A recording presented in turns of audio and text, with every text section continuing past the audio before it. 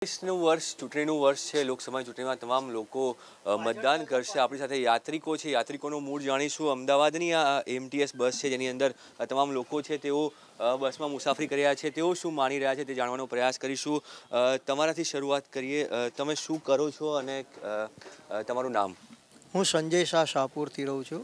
Jaipur golden transport કંપનીમાં job કરું છું, એકાઉન્ટ સેક્શનમાં. 2019ની ચૂંટણી આવી રહી છે. શું જોઈને મત આપશો? કેવી રહી સરકાર? 5 વર્ષ મોદી સરકાર. 5 વર્ષ સરકાર અમને પોતાનું નથી લાગતું કે સારું કામ કર્યું હોય.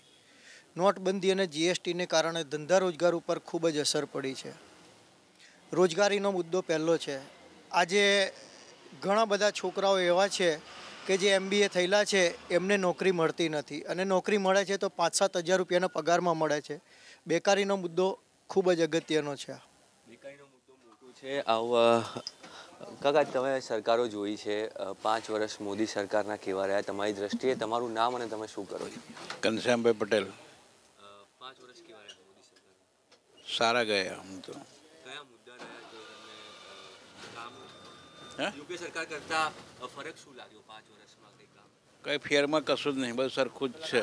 સામાન્ય જનતા માટે કોઈ ફરક પડ્યો? કંઈ નહીં.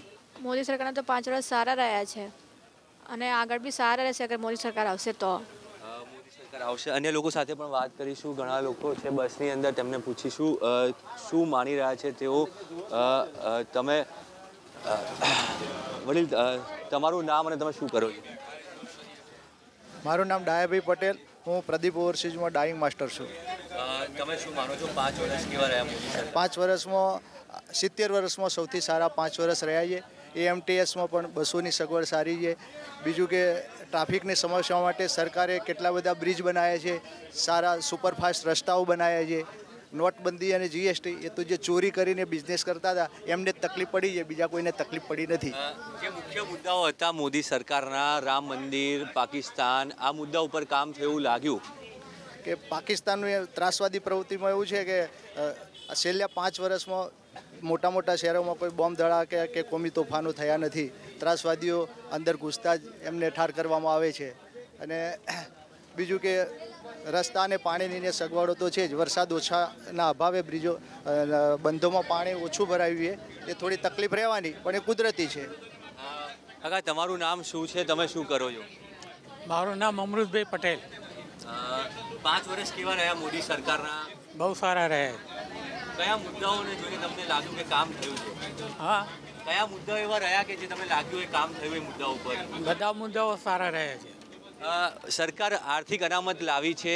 શું આર્થિક અનામતથી સવર્ણોનું ભલું થશે એવું લાગી રહ્યું છે? હા, કેટલો ફરક પડશે? ઘણો ફરક પડે. અન્ય લોકો છે, યુવાનોની સાથે પણ વાત કરીશું.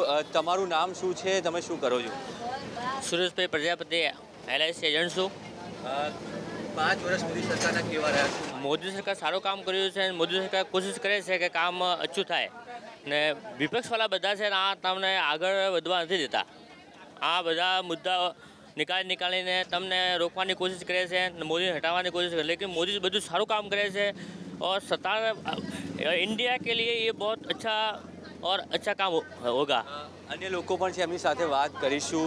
જે રીતે મુદ્દાઓ રહ્યા છે. તમારું નામ શું છે? તમે શું કરી રહ્યો છો? વાઘેલા બહાદુરસિંહ નટુભા. હું અત્યારે ચાંગોદર મારી પોતાની કંપની ચાલે છે, ત્યાં જઈ રહ્યો છું. 5 વર્ષ મોદી સરકારના કેવા રહ્યા? શું ફરક? મોદી સાહેબે જે કર્યું અત્યાર સુધીમાં 60 વર્ષમાં કોઈ નથી કર્યું, મોદી સાહેબે કર્યું છે. અને હાલમાં પહેલાં અમદાવાદનું જો, પહેલાંનું અમદાવાદ જો, અત્યારનું અમદાવાદ જો. અમદાવાદમાં ને ગુજરાતમાં બધે વિકાસ થાય છે, પૂરા દેશમાં વિકાસ થાય છે. અને પહેલાં જે થબકલા થતા હતા, તોફાનો થતા હતા, કોમી થતા હતા, અત્યારે બધા કોમી તોફાનો બધા બંધ છે. પબ્લિક શાંતિ છે, પોતાનો ધંધો કરે છે, શાંતિથી નોકરી જાય છે. પહેલાંની એમટીએસમાં અત્યારની એમટીએસમાં ઘણો ફેર છે. ટાઈમસર જવા આવવાનું, એમટીએસો બી સારી છે, એસટી બી સારી છે, બધી સુવિધાઓ છે. બધી સુવિધાનો ફરક પડે. યુવાન છે આપણી સાથે, એમની સાથે. તમારું નામ શું છે? શું કરો છો? मेरा नाम अमित कुमार है. कहाँ रहते हैं आप? मैं मेमको में रहता हूँ. 5 साल मोदी सरकार के कैसे रहे? क्या फ़र्क देखा? युवाओं को कुछ लाभ हुआ? युवाओं को 5 साल में बहुत ज़्यादा लाभ हुआ है. जो मोदी सरकार जो कर सकती है ना, वो कोई नहीं कर सकता मेरे हिसाब से तो.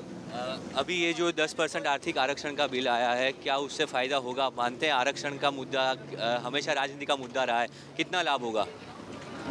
इसमें मेरे को तो कुछ पता नहीं है। आरक्षण होना चाहिए या नहीं होना चाहिए, आप क्या मानते हैं? मेरे हिसाब से तो आरक्षण होना ही नहीं चाहिए, सब समान होना चाहिए, मतलब आरक्षण होना ही नहीं चाहिए देखा जाए। 2019ની ચૂંટણીમાં મોદી સરકારનું કામ કેવું રહ્યું? 5 વર્ષમાં કેટલું સારું કામ? જય હિન્દ સાહેબ, બહુ સુપરમાં સુપર કામ છે અને બહુ લેટેસ્ટ કામ છે. આવા જ માણસની અત્યારે હાલ આપણે જરૂર છે અને ગુજરાત તો લેટેસ્ટ ઉપર આવી ગયું છે. કયા એવા મુદ્દાઓ રહ્યા કે જે તમને લાગ્યું કે સરકારે કામ કર્યા છે અને યુપીએ સરકાર કરતાં ફરક પડ્યો? સાહેબ દરેક મુદ્દામાં એમને કામ કર્યું. આપણું ઘર હોય તો એકાદી વસ્તુ ખૂટતી હોય ને આટલો મોટો દેશ ચલાવવો હોય તો પછી અમુક તો વસ્તુ લેટ ગો કરવી જ પડે પબ્લિકને. બાકી અત્યારની સુવિધાઓ એટલી બધી ફાઇન છે ને કે દવાખાનાથી મોડી અને મરણ સુધીની તમામ સુવિધાઓ છે ટોટલ. જે 5 વર્ષ રહ્યા તો સરકારે જે મુદ્દાઓ કીધા હતા, પાકિસ્તાન હોય, રામ મંદિર હોય, શું એના ઉપર સરકાર ખરી ઉતરી છે? આમ તો જુઓ સાહેબ, જોવા જઈએ ને તો ખરી જ ઉતરી છે, પણ આટલો મોટો દેશ ચલાવવો કોઈ જેવી તેવી વાત નહીં. આપણે એક ઘર નથી ચલાવી શકતા, આ માણસ આખા દેશનું સંચાલન કરે. દરેક વસ્તુમાં લેટેસ્ટ અમને કરી આપ્યું છે, વિદ્યાર્થીઓથી મોડીને મરણ સુધીનું. પછી જે રીતે લોકો સાથે વાત કરી, તમામ લોકો કહી રહ્યા છે કે 5 વર્ષ જે સરકારના રહ્યા, સરકારનું કામ રહ્યું, એ કામથી મોટાભાગના નાગરિકો સંતુષ્ટ છે. પણ સૌથી મહત્ત્વનો મુદ્દો એ છે કે ઘર મોટું હોય ત્યારે તમામ સમસ્યાઓ ઉકેલાતી નથી, પણ તેમ છતાં જે રીતે સરકારે કામ કર્યું છે તેનાથી લોકો હાલ સંતોષ વ્યક્ત કરી રહ્યા છે. કેમેરામેન કમલેશ પટેલ સાથે બ્રિજેશ દોશી, ABP અસ્મિતા, અમદાવાદ.